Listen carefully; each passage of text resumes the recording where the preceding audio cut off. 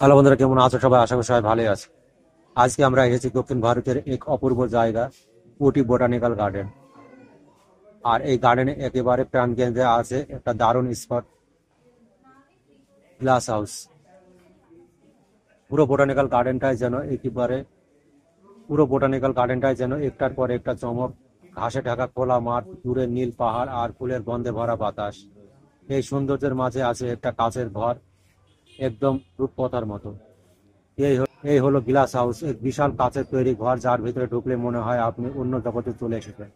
ভেতরে ঢুকলে চোখ জুড়িয়ে যাবে নানা রঙের ফুল, সাজানো গাছ আর অসাধারণ ফ্লাওয়ার শো।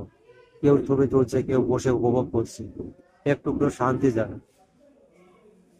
গ্লাস হাউসের ভেতরে কি আছে জানেন? একের পর এক ফুলের প্রদর্শনে।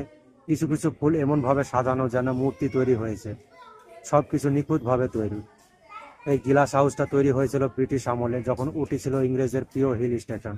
এখানে প্রায়শই ফ্লাওয়ার এক্সিবিশন হয়, যা পুরো তামিলনাড়ু মানুষকে টেনে আনে।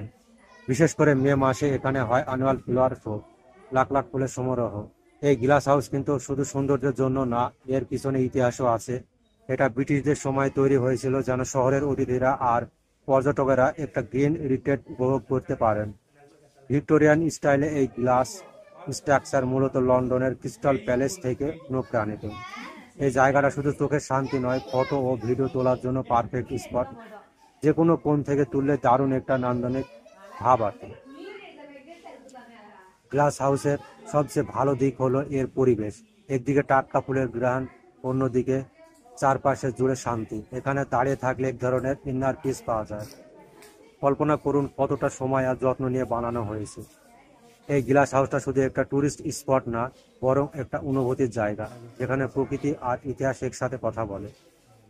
পুরো ওটি ঘুরে যাই হোক, গ্লাস হাউস না দেখলে ভ্রমণটাই অসম্পূর্ণ থেকে যায়।